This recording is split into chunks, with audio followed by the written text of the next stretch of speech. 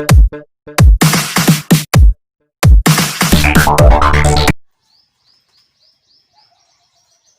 दोस्तों, सभी को नमस्कार। आज एक बार फिर से आप सभी का स्वागत है अपने यूट्यूब चैनल आरती नवोदय एकेडमी में। मैं बंटी सर और आपका टॉपिक चल रहा था एलसीएम और एचसीएफ से संबंधित क्वेश्चन। उनका मैंने भाग 1 और भाग 2 करा दिया है। आज भाग 3 करने जा रहे हैं, जो काफ़ी इम्पोर्टेंट क्वेश्चन है। उन्हीं क्वेश्चनों को मैं आपके सामने लेके आ रहा हूँ। तो काफ़ी छोटी चीज़ें हैं, लेकिन परीक्षाओं से दृष्टिकोण से देखते हुए ये जो क्वेश्चन है काफ़ी मोस्ट इम्पोर्टेंट भी हैं, जो आपके सामने आज आपके बोर्ड पर आ रहे हैं।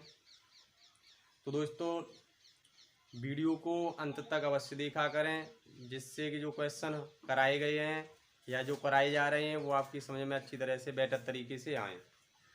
आपसे उम्मीद है कि आप सभी को वीडियो पसंद आ रही होगी, तो लाइक और सब्सक्राइब और शेयर अवश्य करें, क्योंकि मैंने देखा है पिछले 2 दिन से काफ़ी भाई हमसे नए जुड़ चुके हैं। जो हमारा यूट्यूब परिवार है वो 500 के करीब बहुत जल्द होने वाला है, फिर उसके बाद 1000 होगा। और मैं तुम्हें एक और नई चीज़ बता दूं कि जैसे ही हमारे भाई हमसे 1500 जुड़ जाएंगे, जो हमारा 1500 का जब परिवार हो जाएगा यूट्यूब का, तो हम लाइव आना स्टार्ट कर देंगे। फिर फेस टू फेस आपसे बातें होंगी और जो क्वेश्चन होंगे उनका सॉल्यूशन फेस टू फेस ही होगा। तो चलते हैं समय न लेते हुए क्वेश्चन की ओर। पहला क्वेश्चन है आपका, 2 लगातार विषम संख्याओं का मासा क्या होगा। पहला क्वेश्चन है, 2 लगातार विषम संख्याओं का मासा क्या होगा। देखिए, 2 लगातार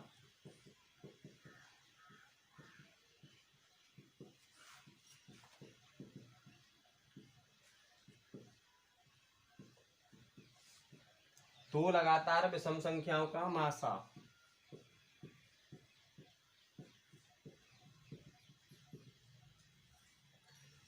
बहुत ही जीरो लेवल से लेके चल रहा हूं मैं, जिससे कोई भी पॉइंट आपका बचे नहीं कि आप ये ना कह सको कि कोई पॉइंट हमें कराया नहीं है। तो काफ़ी इम्पोर्टेंट क्वेश्चन है, आपने परीक्षाओं में जैसे 8 तक क्लास में पढ़ा होगा, लेकिन उससे कुछ अलग, कुछ हटके कराने जा रहा हूँ। तो इन्हें विशेष तौर से ध्यान दीजिएगा और अपनी जो नोट्स हैं उन्हें बनाते चलना साथ ही साथ, जिससे आप भूलें ना। तो इसमें पूछ रहा है, 2 लगातार विषम संख्याओं का मासा क्या होता है। तो दोस्तों, सबसे पहले विषम संख्याएं होती क्या हैं, तो वो समझिए। वे संख्याएं जिनमें 2 का भाग नहीं जाता, वे सारी संख्याएं विषम संख्याएं होती हैं। जैसे कि 1 और 3, ये 2 संख्याएं, इनका मासा क्या होगा। तो मैंने ट्रिक बताया था, उसके अनुसार ही करेंगे। तो आपको मैं उदाहरण तौर पे इसे समझाता हूं कि इसका आंसर हमेशा 1 ही आएगा। और क्यों आएगा, इसका भी कारण मैं बता रहा हूं। तो देखो, 1 और 3 ये 2 विषम संख्याएं हैं। आप चाहें कोई भी संख्या ले सकते हो, जैसे हम दूसरा ले सकते हैं 5 और 7, जो मन करे वो संख्याएं ले लो, लेकिन होनी चाहिए दोनों लगातार विषम। उनका मासा हमेशा एक ही आता है। एग्जाम्पल पर मैं आपको ट्रिक के द्वारा जो समझाया था वो बताता हूँ। 1 और 3 हम मासा निकालेंगे, इनमें से छोटी संख्या लेंगे, तो 1 लिया और 1 का जितने भी गुणनखंड होंगे वो लिखेंगे, तो 1 का 1 होता है और 1 का डिवाइड इन दोनों में जा रहा है। इस वजह से विषम संख्या का मासा हमेशा 1 होता है। दूसरा एग्जाम्पल है आपके सामने 5 और 7। तो इसमें दोनों में छोटी संख्या क्या है, 5। तो 5 के जितने गुणनखंड है, यानी कि जो संख्याएं 5 से विभाजित तो हो जाएं, वे सब यहाँ पे लिखेंगे हम। 1 का चला जाएगा 5 में, 2 का नहीं जा रहा, 3 का नहीं जा रहा, 4 का नहीं जा रहा, सिर्फ 5 का जा रहा है। अब यहाँ देखिए, क्या 5 का इन दोनों संख्याओं में डिवाइड चला जाएगा, नहीं जा सकता। क्यों, ये 7 है, ये 5 है, 5 का केवल 5 में जाएगा, लेकिन 1 का दोनों संख्याओं में चला जाएगा। तो इस वजह से इसका एचसीएफ जो है 1 आएगा। ये हमेशा ध्यान रखना, काफी मोस्ट इंपोर्टेंट क्वेश्चन है आपके लिए। चलते हैं दूसरे क्वेश्चन की ओर। दूसरा क्वेश्चन है आपका, दो लगातार सम संख्याओं का मासा क्या होगा। जब दो लगातार सम संख्याएं दी ही हो तो उनका मासा क्या होगा। दो लगातार सम संख्याओं का मासा। काफी छोटी चीजें हैं लेकिन काफी महत्वपूर्ण है। तो दो लगातार सम संख्याएं क्या होती हैं। कोई भी संख्या आप ले सकते हो, जो आपका दिल कहे कि वो लेना है मैं वही ले लो, लेकिन मैं तो ले रहा हूं 2 और 4। एग्जाम्पल तौर पर आपके लिए मैंने 2 और 4 ले लिया। ये दोनों लगातार सम संख्याएं हैं, इनका मासा कैसे निकालेंगे। मैंने विधि आपको बताई थी। सबसे पहले इन दोनों में से सबसे छोटी संख्या ली 2। अब 2 के सभी गुणनखंड लिखने हैं, वे अंक लिखने हैं यहाँ जिससे 2 विभाजित हो जाए। देखो 1 और 2, इनसे यह संख्या विभाजित हो जाएगी।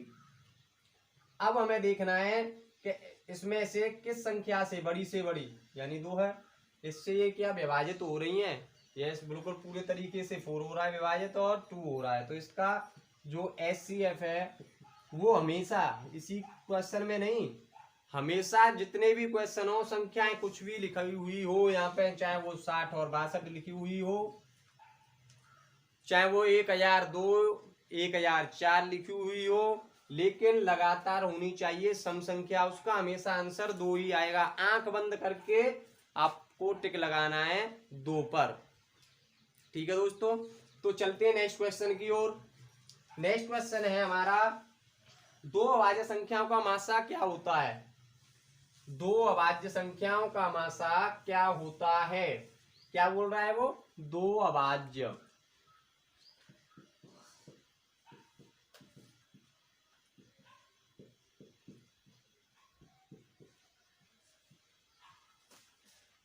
संख्याओं का मासा क्या होता है। अब अभाज्य संख्याएं क्या होती हैं वो शायद आपको पता हो, नहीं पता तो मैं आपको अवगत कराता हूं उनसे। वे संख्याएं जिनमें एक व स्वयं संख्या का भाग हो जाता है, वे संख्याएं अभाज्य संख्याएं कहलाती हैं। जैसे 1 और 3 ले लिया हमने, ये वे संख्याएं जिनमें सिर्फ एक का ही भाग जाएगा, इसमें भी एक का ही जाएगा, और स्वयं जो लिखी हुई है 3 और इसका जाएगा। इसके अलावा किसी अन्य संख्या का भाग नहीं जाएगा। जरूरी नहीं है कि यही हो, 5 और 7 भी वही संख्याएं। जितनी भी अभाज्य संख्याएं होंगी उनमें सिर्फ एक और स्वयं संख्या का भाग जाता है, अन्यथा किसी संख्या का भाग या किसी अंक का भाग नहीं जाता। जैसे 5 और 7 में सिर्फ 1 का और 5 का जाएगा और किसी का बिल्कुल भी नहीं जाएगा। इसी तरह से 7 में होना है। तो इसका जो मासा है वो हमेशा एक ही होता है। तो आपको आंख बंद करके ऑप्शन कहीं पे भी हो, लेकिन आंसर एक ही होगा। तो चलते हैं नेक्स्ट क्वेश्चन की ओर। नेक्स्ट क्वेश्चन है, दो अभाज्य संख्याओं का लघुत्तम समापवर्त्य क्या होता है। दोस्तों, दो अभाज्य संख्याओं का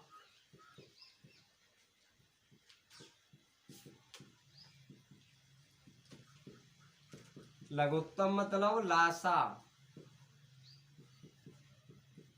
क्या होगा। जब पूछे अभाज्य संख्याओं का लासा, वो भी दो अभाज्य संख्याओं का। अभाज्य मैंने अभी आपको समझ आया था, वे संख्याएं जिनमें सिर्फ एक और वह स्वयं संख्या का भाग जाए, वह संख्याएं अभाज्य संख्याएं कहलाती हैं। दोबारा से हम 1 और 3 को ही ले लेते हैं। तो 1 और 3 वे संख्याएं जिनमें सिर्फ एक और स्वयं का भाग जा रहा है। जब इनका लासा निकालेंगे तो क्या होगा, देखना बोर्ड की ओर, काफी समझने की चीज है। इनमें क्या होगा, दोनों संख्याओं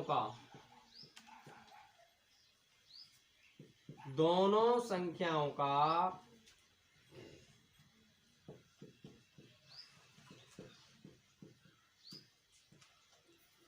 गुणनफल ही लासा होता है। जब पूछे दो अभाज्य संख्याओं का लासा क्या होगा, तो मेरे भाइयों हमेशा दो संख्याएं जो दी हुई हैं उनका गुणनफल यानी कि गुणा कर दीजिए, वही लासा होगा। जैसे 1 × 3 = 3 ही आंसर होगा। डेफिनेटली है कि इसका यही रूल्स होगा, इसके अलावा कोई हो नहीं सकता। तो चलते हैं नेक्स्ट क्वेश्चन की ओर जो आपकी स्क्रीन पर है।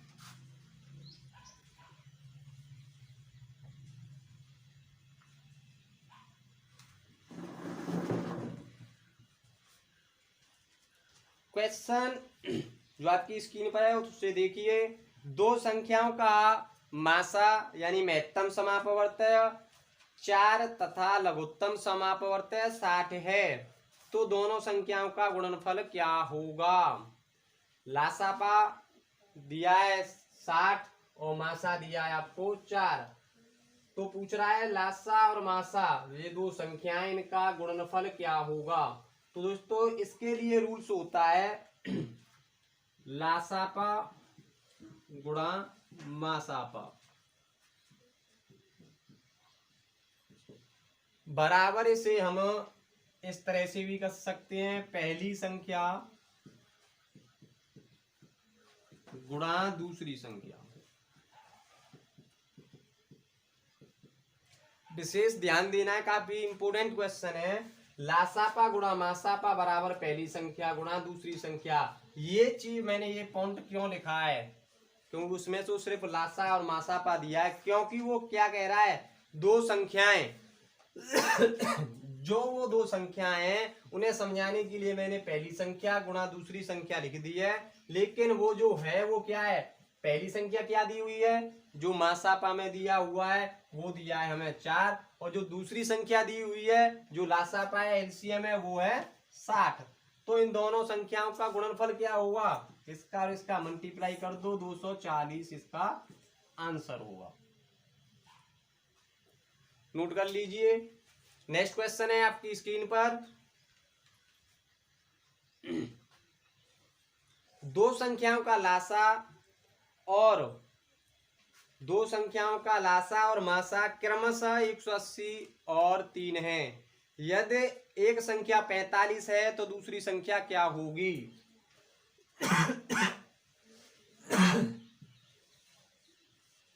क्वेश्चन को अच्छी तरह से पढ़िए।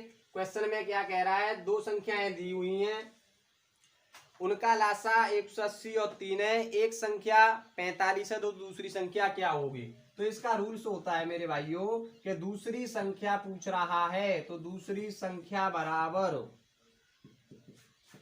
लासा गुणा मासा बट्टे पहली संख्या। नोट कर लेना, काफी इंपोर्टेंट है। मैं आपको बार बार कहता आ रहा हूं कि काफी इंपोर्टेंट चैप्टर चल रहा है आपका, और इसका जो फॉर्मूला है जब पूछे दूसरी संख्या तो रूल्स होता है दूसरी संख्या इक्वल टू लासा मल्टीप्लाई मासा अपॉन पहली संख्या। तो हमें क्या करना है, दूसरी संख्या बराबर लासा पर कितना दिया है हमें 180, मासा कितना दिया है 3, और जो पहली संख्या दी है वो दी है 45। 45 से 180 को डिवाइड करेंगे तो कितने टाइम होगा, 4 टाइम। तो इसका जो दूसरी संख्या है वो क्या निकल के आई, 4 × 3 इक्वल टू 12, जो करेक्ट आंसर है। तो समय न लेते हुए चलते हैं नेक्स्ट क्वेश्चन की ओर जो आपकी स्क्रीन पर है। नेक्स्ट क्वेश्चन है, दो संख्याओं का गुणनफल 216 है, यदि इन दोनों संख्याओं का मासा 3 और लासा क्या होगा। तो मैं निकालना क्या है वो हमें पता चल रहा है क्वेश्चन पढ़ने से, तो कम से कम मेरे भाइयों क्वेश्चन को 2 बार पढ़ना चाहिए जिससे हमारी समझ में आ सके। वो कह रहा है दो संख्याओं का गुणनफल जो दिया है वो 216 है, यदि इन दोनों संख्याओं का मासापा 3 हो तो लासा क्या होगा। तो रूल्स होता है हमारा लासा बराबर दोनों संख्याओं का गुणनफल, दोनों संख्याओं का गुणनफल अपॉन मासा। तो लासापा इक्वल टू, लासापा हमें कितना दिया है 216, और जो मासापा दिया है वो दिया है 3। अब लासा निकालना है तो क्या करेंगे, इसका डिवाइड इसमें दे देंगे, 3 7 जा 21 और 3 2 जा 6। जो 72 निकल के आया वो हमारा क्या निकला, एलसीएम निकला, लासा निकला। नेक्स्ट क्वेश्चन है आपकी स्क्रीन पर।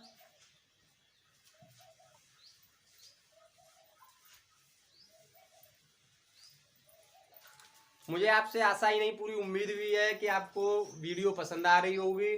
तो लाइक, सब्सक्राइब और शेयर बिल्कुल भी रुकनी नहीं चाहिए, धुआंधार चलने दीजिए, क्योंकि जिस दिन हमारा यूट्यूब परिवार है हमसे 1500 हो जाएंगे, 1K से ऊपर निकल जाएगा, उस दिन से हम लाइव आना आरंभ कर देंगे। वो भी मैं आपसे पहले भी कहा था, आज भी कह रहा हूँ और आगे भी शायद कहता रहूँगा। जो हमारे नए भाई बहन हमसे जुड़ रहे हैं, आरती नवोदय एकेडमी से जुड़ रहे हैं, उन्हें बहुत बहुत धन्यवाद। लेकिन सब्सक्राइब करने के बाद एक बेल आइकन का चिन्ह दिया हुआ होता है, उस पर भी क्लिक करके ऑल पे कर दिया करें। जितनी भी वीडियो यहाँ से अपलोड हों वो आपके पास नोटिफिकेशन पहुँच सके। तो समय न लेते हुए चलते हैं। नेक्स्ट क्वेश्चन आपकी स्क्रीन पर है। दो संख्याएं 42 और 63 का लघुत्तम समापवर्त 126 है, तो उनका महत्तम समापवर्त क्या होगा। मैं दोनों कंडीशनों से करा रहा हूँ। लासापा पूछ रहा था, अब पूछ रहा है मासा। तो मासा क्या होगा, क्या पूछ रहा है वो, मासा। तो मासापा पूछेगा जब क्या होगा, तो रूल्स वही होगा जो मैंने लिखाया है, उस जगह पे सिर्फ मासा होना है। दोनों संख्याओं का गुणनफल बट्टे यहाँ पे लासा होना है, और जब वहां पूछ रहा हो लासा तो वहां पे मासापा होना है। तो वही रूल्स होगा, दोनों संख्याओं का गुणनफल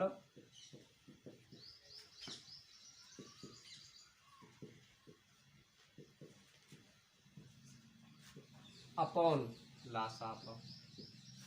तो हमें जो संख्याएं दी हैं मासाप निकालना है, तो क्या दिया है, वो जो दो संख्याएं हैं 42 × 63, तो ये संख्याएं इनका गुणनफल बट्टे लासापा में कितना दिया है 126। यदि इसका डिवाइड इसमें है तो 4 3 या 12 और 2 3 या 6। इससे कितने टाइम कटा, 3 बार, और इससे इसे काट दीजिए, 3 2 या 6 और 3 1 जा 3। तो कितना आ गया हमारा, HCF पूछ रहा है, तो HCF = 21, जो आपकी स्क्रीन पर है।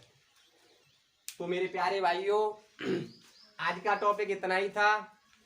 कल जो HCF LCM से संबंधित जो मोस्ट क्वेश्चन रह गए हैं भाग 4 कराऊंगा, पूरा चुन चुनकर एक एक क्वेश्चन को जो परीक्षाओं में आ सकते हैं, उनकी उम्मीद 100% है, उन्हीं क्वेश्चनों को करा रहा हूँ। फालतू आपका समय बर्बाद नहीं करा रहा हूँ।